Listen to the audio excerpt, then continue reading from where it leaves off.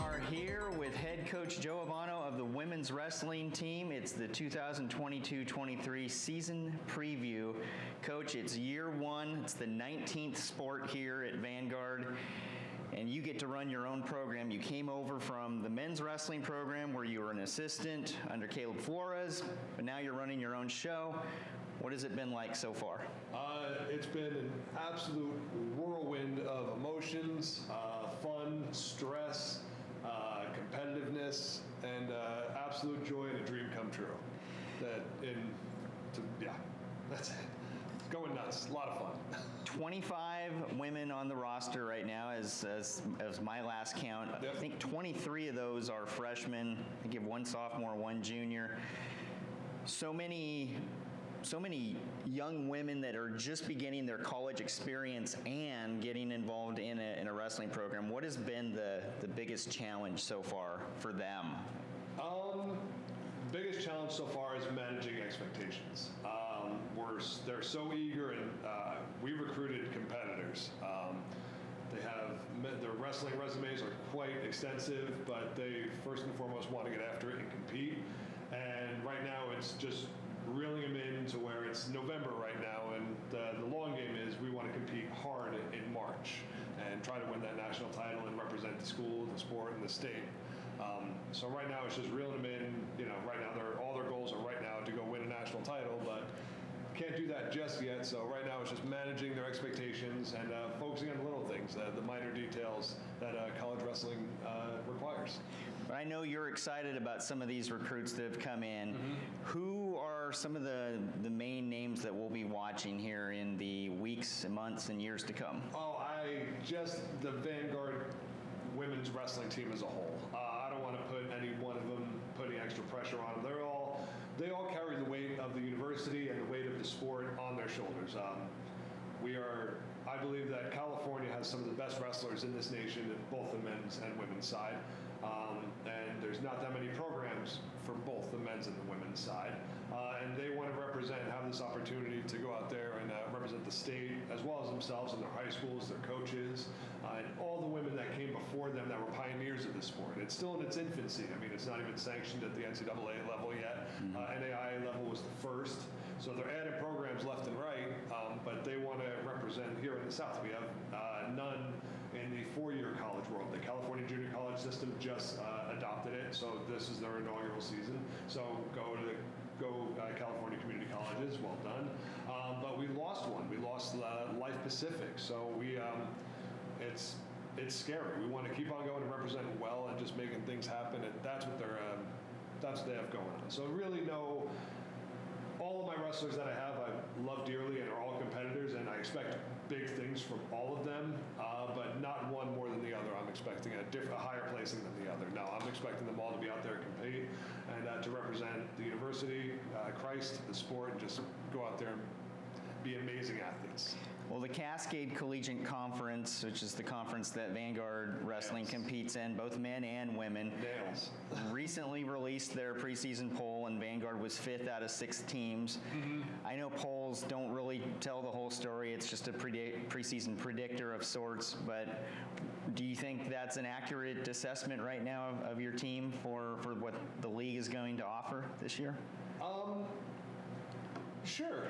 Right now it's accurate only because we have no body of work for anybody to look at, and our first competition is in a week, and we'll go from there. Look, rankings are great and they're good for egos and such, but we're looking to compete in March, and right now these rankings are definitely a motivating factor for us. Definitely using that as, people don't think you're as good, or the mental game here, but they're rankings. They matter until they don't. And that's what I'm instilling in the athletes. Hey, let's go. These people don't think you're good enough, so let's go after it. Let's go make it happen. Let's go light a fire. Let's go have some fun. You just mentioned a week from now, a little over a week from now, November 12th is the season opener, the first women's wrestling match in Vanguard history. It's going to be at the Mile High Duels in Arizona. I know you said the 11th. The guys are going the 12th. Okay, the 11th. Yes.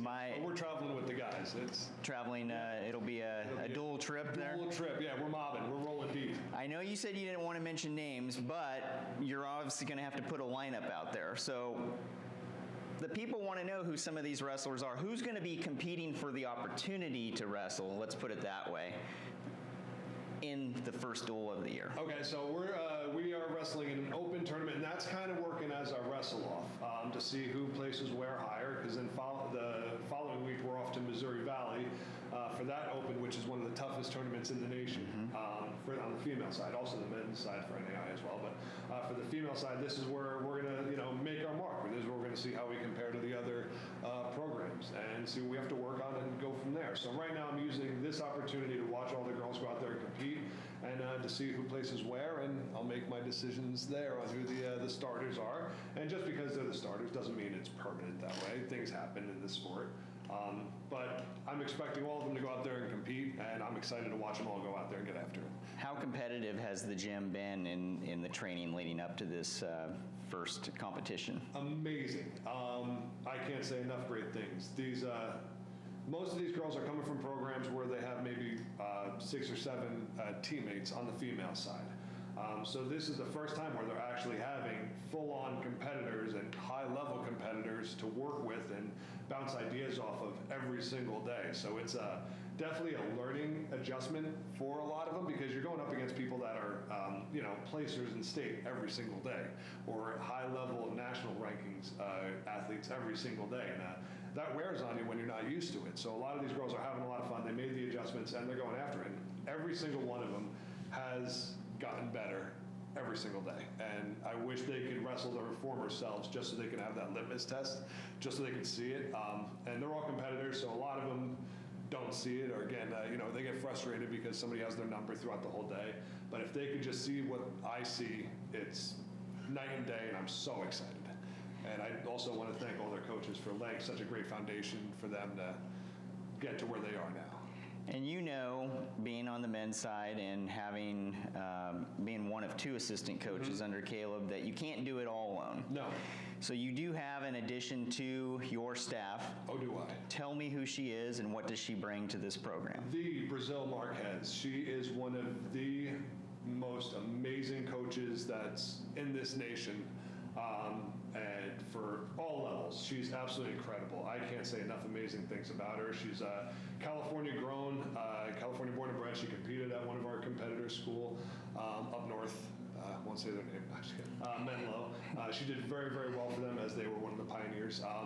And then she went ahead, junior world teams. She's done it all. So she's walked a mile in every single one of these girls' shoes. And she's done it. She walks the walk. She talks the talk. She loves the sport. She's enthusiastic. I could go on and on about who she is, what she is. She's absolutely just incredible, and we are honored to have such a fierce competitor and coach to work with every single day, myself included. I learned so much from her, and that's what I think the sport always needs. People learn it from the coaches, because some people are better at other things, and I love, and I'm so blessed that I get to bounce ideas off of her every single day. It's truly one of my life's greatest honors, is to work with a coach of this caliber. I mean, I got to work with Caleb, who's absolutely amazing and just phenomenal, and now I get to transition to have Brazil working with me, and I work with her, and it's amazing. I can't say enough amazing things about it. Amazing is the word. Amazing is the word. We certainly can't wait to see some amazing competition. Yeah. Now, what is the main difference between coaching the men's wrestling and women's wrestling? I know that the way they compete, there's a difference. I think one is freestyle and the other one is collegiate. Collegiate. Yeah, so correct. So what is the difference when you, as you're coaching? Does your strategy change? Does your approach change in any way? I definitely enjoy being a standing dominant wrestler, so being good on our feet. So that's mostly what freestyle is, what the women's wrestling is. And from there's only 2 periods as opposed to 3, so definitely a little bit of adjustment there. But you know what? For the sake of the sport, no. It's the whole premise of our sport in all levels, and Dave Schultz said it best, we're pinning, winning, and scoring points. And that's what we preach. That's what we're going after. We're pinning, winning, and scoring points. Going out there and try to be a dominant wrestler. So that's our strategy. and going from there. The physiology of it is different a little bit here and there, but other than that, our sport is basic. Push, pull, move, grab a leg, lift them up, put them down, and let's ride. You having the time of your life so far?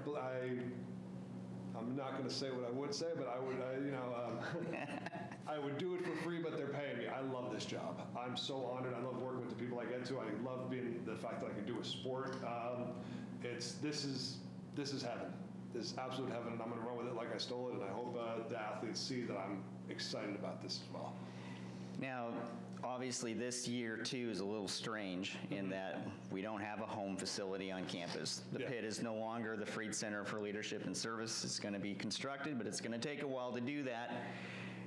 Will fans be able to get out and see the Vanguard ladies wrestle at any local type venues? In January, we will be wrestling at Cerritos College, in the Southland. So that'll be the closest one. And like I said earlier, we're at the mercy of being one of the only 4-year school down here in the Southland. So for other schools like Southern Oregon or Menlo, in order for them to come down, they're just going to come down and wrestle us. So it's kind of hard for it to be financially responsible for everybody to, hey, come down one dual meet and then that's it, and we're done with. So we're doing a lot of traveling this year until we get our center up so we can, offer a little bit more. Hey, we have a few more teams coming through. But it's Cerritos, and then I would love for everybody to see if they can get to Menlo. We wrestle up in Sacramento right before Christmas for definitely the West Coast Tournament of Champions, which is a tough one. And that's what we have going on for this year. So year one, I apologize to everybody that we don't have more for the fans to see, but this is just the start, and stick around. It's going to be a lot. It's a straight shot up the I-5 to get to Sacramento. It is. I mean, it's 6 hours. I mean, it's kind of the same of going to Temecula if you were leaving on a Friday. Right. Yeah, that is about a 6-hour drive on a Friday afternoon, for sure. And then the season culminates with the national tournament in, I believe, Jamestown, North Dakota. Correct. Lovely. And we hope that we have some representatives there. That's the goal. Hopefully we get to bring a lot of our athletes there to represent the university and, like I said, the Southland, and just women's sports in general, and all the clubs that they represent, all the high schools that they represent, their parents, everybody. It's wrestling is a one-on-one sport. It's an individual sport, but at the same time, it takes a village to create these athletes. So everybody represents everybody. Well, thank you so much, Joe. And Coach, we're excited to see this season get underway, and we're ready to have some great things happen for years to come. Can't wait. Let's go. Everybody, let's ride. It's going to be a lot of fun. All right, thank you.